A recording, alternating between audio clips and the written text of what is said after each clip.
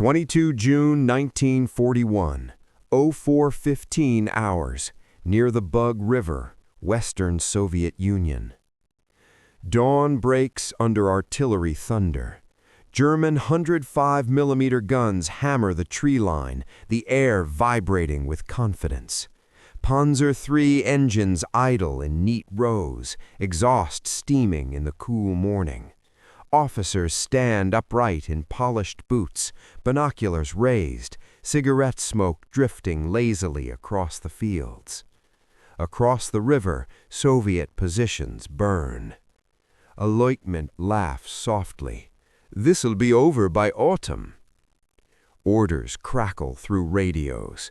Operation Barbarossa is moving exactly as planned. Then the ground begins to shake. Not from shells, from weight. Out of the smoke, a shape emerges, low, wide, unfamiliar. Its armor slopes like a blade. Mud slides off its hull as it advances, unhurried, deliberate. A red star flashes briefly through the haze. A German gunner adjusts his sight, fires. The shell strikes, ricochets, screams away into the dirt. Silence follows, sharp, stunned silence. The tank keeps coming. Another shot, another deflection. Steel shrieks but does not break. The machine closes the distance, turret rotating with mechanical calm. Its long 76.2mm barrel steadies. Then it fires. A Panzer erupts in flame, hatches bursting open, black smoke clawing into the sky. Men scatter, shouting orders that no longer make sense. Radios overload with frantic calls. "What is that thing?" someone yells. No one answers. German officers lower their binoculars. The smiles are gone. What they are seeing does not fit the manuals, the intelligence reports, the confident briefings delivered in Berlin. This was supposed to be a primitive enemy. This was supposed to be easy. The unknown tank rolls forward again, tracks grinding over debris, unstoppable. And in that moment, laughter turns to unease. Something has gone terribly wrong. The tank does not stop. German 37mm anti-tank guns, the Heer's Unknopfgerät, the Army door knocker, swing into position. Crews work fast, drilled, efficient. The first round slams into the sloped armor. It sparks, slides away, harmless. Another shot, then another. Nothing. The Soviet machine responds with brutal simplicity. One round, one kill. A Panzer III vanishes in fire, its thin armor folding like paper. The shockwave hits nearby crews in the chest, knocking men flat in the dirt. Through binoculars, German officers finally see the markings clearly. T-34. The name is scribbled hastily into field notebooks, underlined twice. Intelligence officers will later claim they had heard whispers, a prototype, an experiment, something not yet ready for war. But here it is, and it is very ready. The T-34's diesel engine growls, deeper than any Maybach motor, as it climbs soft ground that should trap heavy armor. Wide tracks bite into mud that bogs down German vehicles. Where Panzers hesitate, the Soviet tank surges forward. Panzer crews aim for weak points that do not exist. The sloped armor turns shells aside with cruel efficiency. Shots that should penetrate simply glance away, stealing hope with every ricochet. German gunners begin firing faster, desperate now, abandoning discipline. It does not help. Radio traffic fractures into panic. Direct hits, no effect. Requesting heavier guns. We cannot stop them. A Hauptmann watches through smoke as his company collapses in minutes. He has trained for Poland, for France, for this. Nothing in his experience prepares him for a tank that ignores doctrine, terrain, and expectation. The realization spreads silently across the line. This is not a fluke. This is not one vehicle. More shapes appear through the haze. Dozens. The German advance stalls, not from resistance, but from disbelief. The war that was meant to be swift has encountered something it cannot quickly kill. And deep in the Eastern Front's dust and fire, German confidence begins to crack. By midday, the battlefield is unrecognizable. Burned-out Panzers litter the fields like broken toys. Ammunition cooks off inside wrecks, sharp cracks echoing through the smoke. Medics crawl from crater to crater, dragging men whose burns will not heal. The T-34s keep moving. They do not advance in parade formation. They surge, split, regroup, fighting the ground itself as much as the enemy. Mud, shell holes, shattered fences mean nothing to them. Their wide tracks float where German tanks sink. A Panzer commander shouts from his driver to reverse. The engine screams. The tank barely moves. A Soviet gunner sees the hesitation. He fires from less than 500 meters. The round punches straight through the Panzer's side armor. The turret lifts, then slams back down at an angle that should not exist. Inside the German lines, officers scramble. Orders change by the minute. Units that were meant to race east are now digging in, forming ad hoc defenses, anything to slow the advance. Field manuals are useless. Training films are lies. A lieutenant watches his men stare at the approaching tanks, frozen, not from fear, but from disbelief. These machines are not supposed to survive this long, not at this range. Someone yells, "Aim for the tracks!" Shells strike steel, snap links, throw sparks. A T-34 lurches, slows, then keeps firing.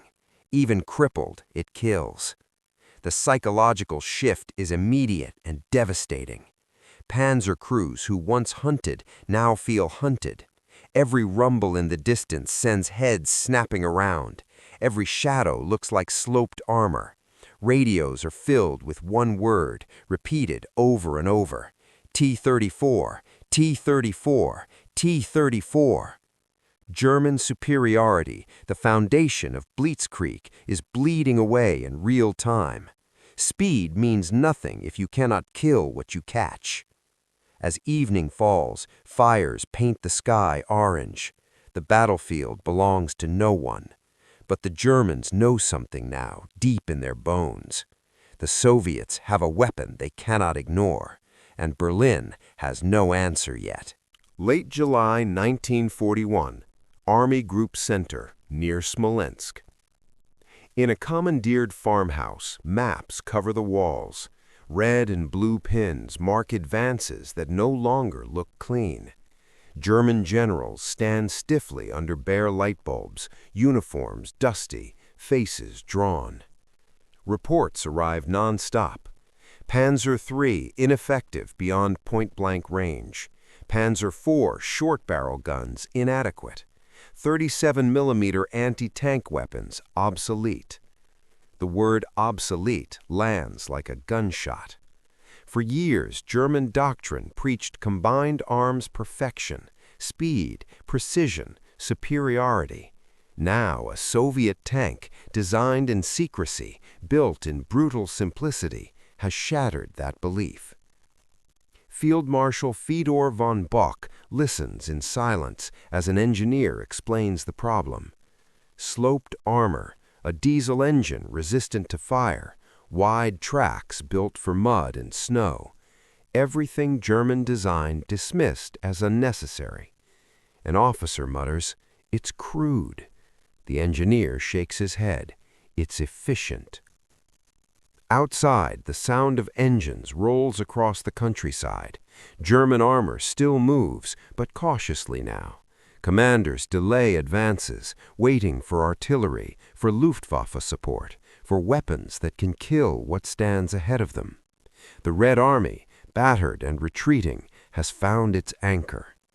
Soviet crews, often poorly trained, sometimes barely out of school, trust their machines absolutely. They push forward under fire, knowing their armor will save them. Morale rises not from speeches, but from survival. The Germans feel the opposite. Confidence drains away with every engagement. Victory now requires luck, improvisation, sacrifice. In Berlin, frantic meetings begin. Hitler demands explanations. He demands solutions. Designers are ordered to respond. Heavier armor, bigger guns, no delays. Germany will build something to destroy the T-34. But designing a weapon is one thing. Stopping the war long enough to deploy it is another. Autumn 1941. Factories across the Reich work under constant pressure. Blueprints are redrawn in haste. Engineers argue late into the night, hands blackened with oil and graphite. The orders are clear. Defeat the T-34 no matter the cost. Steel gets thicker. Guns get longer. The result will be formidable. The Panzer Kampfwagen 5, Panther. Sloped armor of its own, a high-velocity 75mm gun designed specifically to punch through Soviet steel at range. On paper, it is perfect. On the Eastern Front, it does not exist yet. German panzer crews fight on with what they have. They adapt brutally. They wait for side shots. They call in 88mm flak guns, once meant for aircraft, now dragged into muddy fields as tank killers. Luftwaffe Stukas dive again and again, sirens screaming, trying to compensate for what armor no longer can. Sometimes it works. Often it does not. Meanwhile, the Soviets refined what already works. T-34 production explodes east of the Urals, beyond the reach of German bombers. Welds are rough, optics are crude, but the tanks keep coming. Thousands of them. Crews learn fast or die faster. Tactics improve, coordination tightens. What began as shock becomes system. At Kursk, the future waits. German commanders pin their hopes on new machines, on precision, on one decisive blow that will restore balance. The Panther rolls onto the battlefield for the first time, its presence heavy with expectation. Across the line, rows of T-34s sit hull down in the earth, engines idling, crews silent.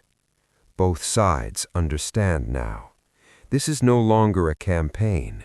It is a contest of survival. Steel against steel. And it will be decided in the largest tank battle in history. July 1943, the southern shoulder of Kursk.